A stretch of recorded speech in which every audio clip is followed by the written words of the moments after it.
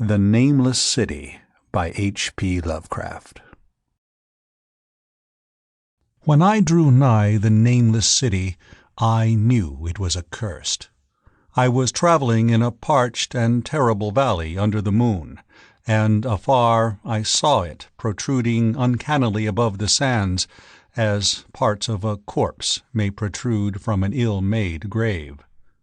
Fear spoke from the age-worn stones of this hoary survivor of the deluge, this great-grandfather of the eldest pyramid. And a viewless aura repelled me, and bade me retreat from antique and sinister secrets that no man should see, and no man else had dared to see. Remote in the desert of Araby lies the nameless city, crumbling and inarticulate, its low walls nearly hidden by the sands of uncounted ages. It must have been thus before the first stones of Memphis were laid, and while the bricks of Babylon were yet unbaked. There is no legend so old as to give it a name, or to recall that it was ever alive. But it is told of in whispers around campfires, and muttered about by grandams in the tents of sheiks, so that all the tribes shun it without wholly knowing why. It was of this place that Abdul-Alhazred the mad poet dreamed of the night before he sang his unexplained couplet, "That is not dead which can eternal lie, and with strange aeons death may die." I should have known that the Arabs had good reason for shunning the nameless city, the city told of in strange tales but seen by no living man. Yet I defied them, and went into the untrodden waste with my camel. I alone have seen it, and that is why no other face bears such hideous lines of fear as mine, why no other man shivers so horribly when the night wind rattles the windows. When I came upon it in the ghastly stillness of unending sleep, it looked at me, chilly from the rays of a cold moon amidst the desert's heat. And as I returned its look, I forgot my triumph at finding it, and stopped still with my camel to wait for the dawn. For hours I waited, till the east grew gray and the stars faded, and the gray turned to roseate light edged with gold. I heard a moaning, and saw a storm of sand stirring among the antique stones, though the sky was clear, and the vast reaches of desert still. Then suddenly above the desert's far rim came the blazing edge of the sun, seen through the tiny sandstorm which was passing away, and in my fevered state I fancied that from some remote depth there came a crash of musical metal to hail the fiery disk, as Memnon hails it from the banks of the Nile. My ears rang, and my imagination seethed as I led my camel slowly across the sand to that unvocal place, that place which I alone of living men had seen. In and out amongst the shapeless foundations of houses and places I wandered, finding never a carving or inscription to tell of these men, if men they were, who built this city and dwelt therein so long ago. The antiquity of the spot was unwholesome, and I longed to encounter some sign or device to prove that the city was indeed fashioned by mankind. There were certain proportions and dimensions in the ruins which I did not like.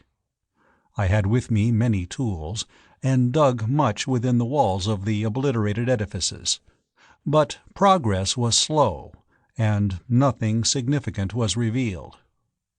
When night and the moon returned, I felt a chill wind which brought new fear, so that I did not dare to remain in the city. And as I went outside the antique walls to sleep, a small sighing sandstorm gathered behind me, blowing over the gray stones, though the moon was bright and most of the desert still. I awakened just at dawn from a pageant of horrible dreams, my ears ringing as from some metallic peal. I saw the sun peering redly through the last gusts of a little sandstorm that hovered over the nameless city, and marked the quietness of the rest of the landscape. Once more I ventured within those brooding ruins that swelled beneath the sand like an ogre under a coverlet, and again dug vainly for relics of the forgotten race. At noon I rested, and in the afternoon I spent much time tracing the walls and bygone streets, and the outlines of the nearly vanished buildings. I saw that the city had been mighty indeed, and wondered at the sources of its greatness. To myself I pictured all the splendors of an age so distant that Chaldea could not recall it, and thought of Sarnath the Doomed, that stood in the land of Manar when mankind was young, and of Ib, that was carven of grey stone before mankind existed. All at once I came upon a place where the bedrock rose stark through the sand and formed a low cliff, and here I saw with joy what seemed to promise further traces of the antediluvian people. Hewn rudely on the face of the cliff were the unmistakable facades of several small, squat rock houses or temples, whose interiors might preserve many secrets of ages too remote for calculation, though sandstorms had long effaced any carvings which may have been outside. Very low and sand-choked were all the dark apertures near me, but I cleared one with my spade and crawled through it, carrying a torch to reveal whatever mysteries it might hold. When I was inside, I saw that the cavern was indeed a temple, and beheld plain signs of the race that had lived and worshipped before the desert was a desert. Primitive altars, pillars, and niches, all curiously low, were not absent. And though I saw no sculptures or frescoes, there were many singular stones clearly shaped into symbols by artificial means. The lowness of the chiseled chamber was very strange, for I could hardly kneel upright. But the area was so great that my torch showed only part of it at a time. I shuddered oddly in some of the far corners, for certain altars and stones suggested forgotten rites of terrible, revolting, and inexplicable nature, and made me wonder what manner of men could have made and frequented such a temple. When I had seen all that the place contained, I crawled out again, avid to find what the temples might yield. Night had now approached, yet the tangible things I had seen made curiosity stronger than fear, so that I did not flee from the long moon-cast shadows that had daunted me when first I saw the nameless city. In the twilight I cleared another aperture and with a new torch crawled into it, finding more vague stones and symbols, though nothing more definite than the other temple had contained. The room was just as low, but much less broad, ending in a very narrow passage crowded with obscure and cryptical shrines. About these shrines I was prying, when the noise of a wind and my camel outside broke through the stillness and drew me forth to see what could have frightened the beast.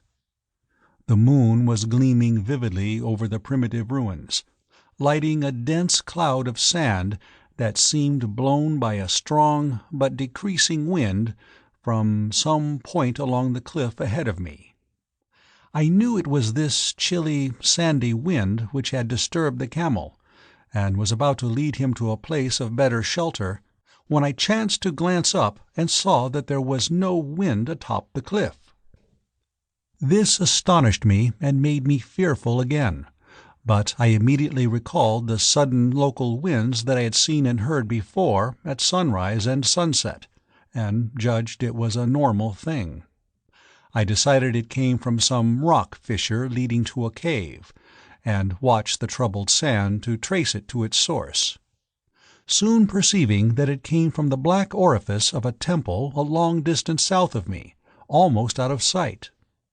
Against the choking sand cloud I plodded toward this temple, which, as I neared it, loomed larger than the rest, and showed a doorway far less clogged with caked sand. I would have entered had not the terrific force of the icy wind almost quenched my torch. It poured madly out of the dark door, sighing uncannily as it ruffled the sand and spread among the weird ruins. Soon it grew fainter, and the sand grew more and more still, till finally all was at rest again. But a presence seemed stalking among the spectral stones of the city, and when I glanced at the moon it seemed to quiver, as though mirrored in unquiet waters. I was more afraid than I could explain, but not enough to dull my thirst for wonder. So as soon as the wind was quite gone, I crossed into the dark chamber from which it had come. This temple, as I had fancied from the outside, was larger than either of those I had visited before, and was presumably a natural cavern, since it bore winds from some region beyond. Here I could stand quite upright, but saw that the stones and altars were as low as those in the other temples. On the walls and roof I beheld for the first time some traces of the pictorial art of the ancient race, curious curling streaks of paint that had almost faded or crumbled away. And on two of the altars I saw with rising excitement a maze of well-fashioned curvilinear carvings. As I held my torch aloft, it seemed to me that the shape of the roof was too regular to be natural, and I wondered what the prehistoric cutters of stone had first worked upon.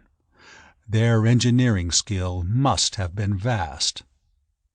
Then a brighter flare of the fantastic flame showed that form which I had been seeking, the opening to those remoter abysses whence the sudden wind had blown. And I grew faint when I saw that it was a small and plainly artificial door chiseled in the solid rock. I thrust my torch within, beholding a black tunnel with the roof arching low over a rough flight of very small, numerous and steeply descending steps. I shall always see those steps in my dreams, for I came to learn what they meant. At the time I hardly knew whether to call them steps or mere footholds in a precipitous descent. My mind was whirling with mad thoughts, and the words and warning of Arab prophets seemed to float across the desert from the land that men know to the nameless city that men dare not know. Yet I hesitated only for a moment before advancing through the portal and commencing to climb cautiously down the steep passage, feet first, as though on a ladder. It is only in the terrible phantasms of drugs or delirium that any other man can have such a descent as mine. The narrow passage led infinitely down like some hideous haunted well, and the torch I held above my head could not light the unknown depths towards which I was crawling. I lost track of the hours and forgot to consult my watch, though I was frightened when I thought of the distance I must be traversing. There were changes of direction and of steepness, and once I came to a long, low, level passage where I had to wriggle my feet first along the rocky floor, holding torch at arm's length beyond my head. The place was not high enough for kneeling. After that were more of the steep steps, and I was still scrambling down interminably when my failing torch died out. I do not think I noticed it at the time, for when I did notice it, I was still holding it above me as if it were ablaze. I was quite unbalanced with that instinct for the strange and unknown which had made me a wanderer upon the earth and a haunter of far, ancient, and forbidden places. In the darkness there flashed before my mind fragments of my cherished treasury of demonic lore, sentences from Alhazred the mad Arab, paragraphs from the apocryphal nightmares of Damascus, and infamous lines from the delirious Images du Monde of Gautier de Metz. I repeated queer extracts, and muttered of Afrasiab and the demons that floated with him down the Oxus. Later, chanting over and over again a phrase from one of Lord Dunsany's tales, the unreverberate blackness of the abyss. Once, when the descent grew amazingly steep, I recited something in sing-song from Thomas More until I feared to recite more.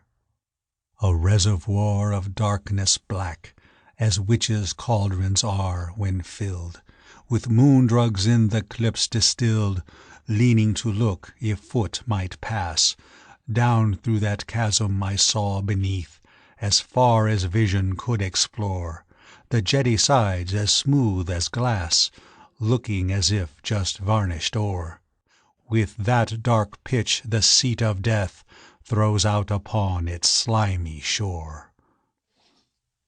Time had quite ceased to exist when my feet again felt a level floor, and I found myself in a place slightly higher than the rooms in the two smaller temples, now so incalculably far above my head. I could not quite stand, but could kneel upright, and in the dark I shuffled and crept hither and thither at random. I soon knew that I was in a narrow passage, whose walls were lined with cases of wood having glass fronts. As in that Paleozoic and abysmal place I felt of such things as polished wood and glass, I shuddered at the possible implications. The cases were apparently ranged along each side of the passage at regular intervals, and were oblong and horizontal, hideously like coffins in shape and size. When I tried to move 2 or 3 for further examination, I found that they were firmly fastened. I saw that the passage was a long one, so floundered ahead rapidly in a creeping run that would have seemed horrible had any eye watched me in the blackness, crossing from side to side occasionally to feel of my surroundings and be sure the walls and rows of cases still stretched on. Man is so used to thinking visually that I almost forgot the darkness, and pictured the endless corridor of wood and glass in its low-studded monotony as though I saw it. And then, in a moment of indescribable emotion, I did see it. Just when my fancy merged into real sight I cannot tell, but there came a gradual glow ahead, and all at once I knew that I saw the dim outlines of a corridor and the cases, revealed by some unknown subterranean phosphorescence. For a little while all was exactly as I had imagined it, since the glow was very faint. But as I mechanically kept stumbling ahead into the stronger light, I realized that my fancy had been but feeble. This hall was no relic of crudity like the temples in the city above, but a monument of the most magnificent and exotic art. Rich, vivid, and daringly fantastic designs and pictures formed a continuous scheme of mural paintings whose lines and colors were beyond description. The cases were of a strange golden wood, with fronts of exquisite glass, and containing the mummified forms of creatures outreaching in grotesqueness the most chaotic dreams of man. To convey any idea of these monstrosities is impossible. They were of the reptile kind, with body lines suggesting sometimes the crocodile, sometimes the seal, and more often nothing of which either the naturalist or the paleontologist ever heard. In size they approximated a small man, and their forelegs bore delicate and evident feet curiously like human hands and fingers. But strangest of all were their heads, which presented a contour violating all known biological principles. To nothing can such things be well compared. In one flash I thought of comparisons as varied as the cat, the bullfrog, the mythic satyr, and the human being. Not Jove himself had had so colossal and protuberant a forehead. Yet the horns and the noselessness and the alligator-like jaw placed things outside all established categories. I debated for a time on the reality of the mummies, half suspecting they were artificial idols, but soon decided they were indeed some Paleogean species which had lived when the Nameless City was alive. To crown their grotesqueness, most of them were gorgeously enrobed in the costliest of fabrics, and lavishly laden with ornaments of gold, jewels, and unknown shining metals. The importance of these crawling creatures must have been vast, for they held first place among the wild designs on the frescoed walls and ceiling. With matchless skill had the artist drawn them in a world of their own, wherein they had cities and gardens fashioned to suit their dimensions. And I could not help but think that their pictured history was allegorical, perhaps showing the progress of the race that worshipped them. These creatures, I said to myself, were to men of the Nameless City what the she-wolf was to Rome, or some totem beast is to a tribe of Indians. Holding this view, I could trace roughly a wonderful epic of the Nameless City, the tale of a mighty sea-coast metropolis that ruled the world before Africa rose out of the waves, and of its struggles as the sea shrank away and the desert crept into the fertile valley that held it. I saw its wars and triumphs, its troubles and defeats, and afterwards its terrible fight against the desert when thousands of its people, here represented in allegory by the grotesque reptiles, were driven to chisel their way down through the rocks in some marvelous manner to another world whereof their prophets had told them. It was all vividly weird and realistic, and its connection with the awesome descent I had made was unmistakable. I even recognized the passages.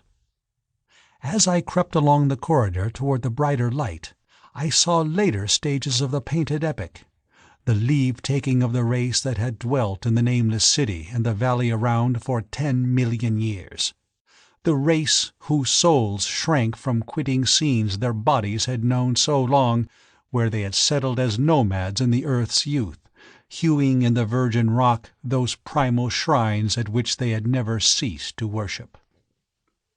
Now that the light was better, I studied the pictures more closely, and remembering that the strange reptiles must represent the unknown men, pondered upon the customs of the Nameless City. Many things were peculiar and inexplicable. The civilization, which included a written alphabet, had seemingly risen to a higher order than those immeasurably later civilizations of Egypt and Chaldea, yet there were curious omissions. I could, for example, find no pictures to represent deaths or funeral customs, save such as were related to wars, violence, and plagues. And I wondered at the reticence shown concerning natural death. It was as though an ideal of immortality had been fostered as a cheering illusion. Still nearer the end of the passage was painted scenes of the utmost picturesqueness and extravagance, contrasted views of the Nameless City in its desertion and growing ruin, and of the strange new realm of paradise to which the race had hewed its way through the stone.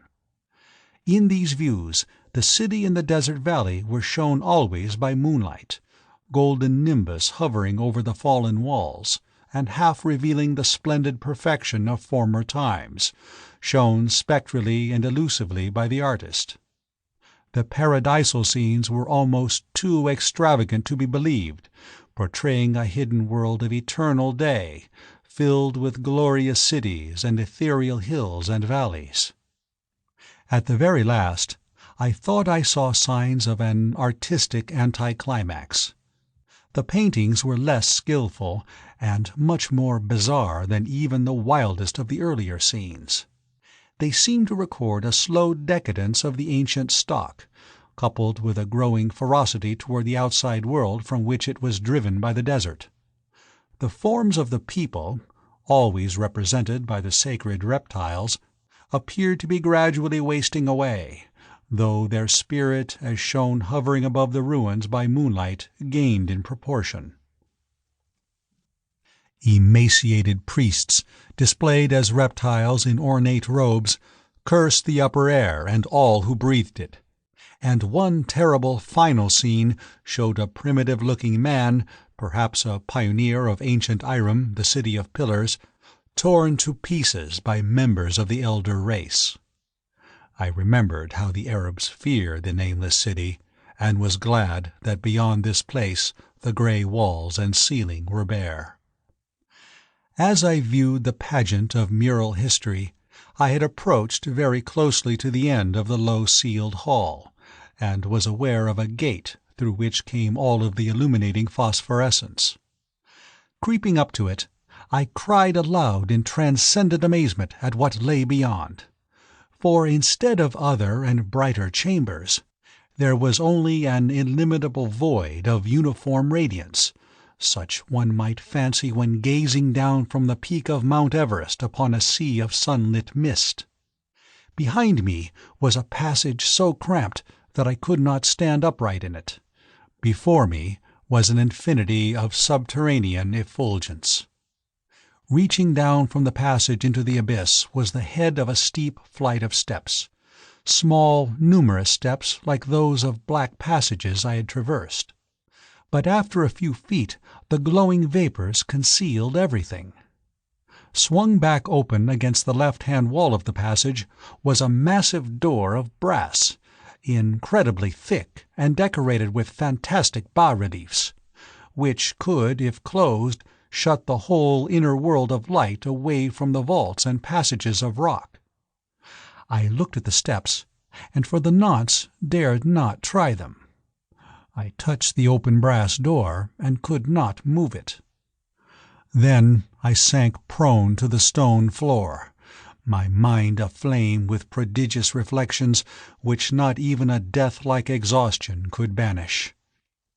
As I lay still with closed eyes, free to ponder, many things I had lightly noted in the frescoes came back to me with new and terrible significance. Scenes representing the Nameless city in its heyday, the vegetations of the valley around it, and the distant lands with which its merchants traded. The allegory of the crawling creatures puzzled me by its universal prominence, and I wondered that it would be so closely followed in a pictured history of such importance. In the frescoes, the Nameless city had been shown in proportions fitted to the reptiles. I wondered what its real proportions and magnificence had been, and reflected a moment on certain oddities I had noticed in the ruins. I thought curiously of the lowness of the primal temples and of the underground corridor, which were doubtless hewn thus out of deference to the reptile deities there honored, though it perforce reduced the worshippers to crawling. Perhaps the very rites here involved crawling, in imitation of the creatures. No religious theory, however, could easily explain why the level passages in that awesome descent should be as low as the temples, or lower, since one could not even kneel in it. And as I thought of the crawling creatures, whose hideous mummified forms were so close to me, I felt a new throb of fear. Mental associations are curious, and I shrank from the idea that, except for the poor primitive man torn to pieces in the last painting, mine was the only human form amidst the many relics and symbols of the primordial life. But, as always in my strange and roving existence, wonder soon drove out fear, for the luminous abyss and what it might contain presented a problem worthy of the greatest explorer. That a weird world of mystery lay far down that flight of peculiarly small steps I could not doubt, and I hoped to find there those human memorials which the painted corridor had failed to give. The frescoes had pictured unbelievable cities and valleys in this lower realm, and my fancy dwelt on the rich and colossal ruins that awaited me. My fears indeed concerned the past rather than the future. Not even the physical horror of my position in that cramped corridor of dead reptiles and antediluvian frescoes, miles below the world I knew, and faced by another world of eerie light and mist, could match the lethal dread I felt at the abysmal antiquity of the scene and its soul. An ancientness so vast that measurement is feeble seemed to leer down from the primal stones and rock-hewn temples of the nameless city, while the very latest of the astounding maps in the frescoes showed oceans and continents that man has forgotten, with only here and there some vaguely familiar outlines. Of what could have happened in the geological ages since the painting ceased and the death-hating race resentfully succumbed to decay, no man might say. Life had once teemed in these caverns, and in the luminous realm beyond. Now I was alone with vivid relics, and I trembled to think of the countless ages through which these relics had kept a silent, deserted vigil. Suddenly there came another burst of that acute fear which had intermittently seized me ever since I first saw the terrible valley and the nameless city under a cold moon. And, despite my exhaustion, I found myself starting frantically to a sitting posture, and gazing back along the black corridor toward the tunnels that rose to the outer world. My sensations were like those which had made me shun the nameless city at night, and were as inexplicable as they were poignant. In another moment, however, I received a still greater shock in the form of a definite sound, the first which had broken the utter silence of these tomb-like depths. It was a deep, low moaning, as of a distant throng of condemned spirits, and came from the direction in which I was staring. Its volume rapidly grew, till it soon reverberated frightfully through the low passage, and at the same time I became conscious of an increasing draught of cold air, likewise flowing from the tunnels and the city above. The touch of this air seemed to restore my balance, for I instantly recalled the sudden gusts which had risen around the mouth of the abyss each sunset and sunrise, one of which had indeed revealed the hidden tunnels to me. I looked at my watch and saw that sunrise was near, so braced myself to resist the gale that was sweeping down to its cavern home as it had swept forth that evening. My fear again waned low, since a natural phenomenon tends to dispel broodings over the unknown. More and more madly poured the shrieking, moaning night wind into the gulf of the inner earth. I dropped prone again, and clutched vainly at the floor, for fear of being swept bodily through the open gate into the phosphorescent abyss.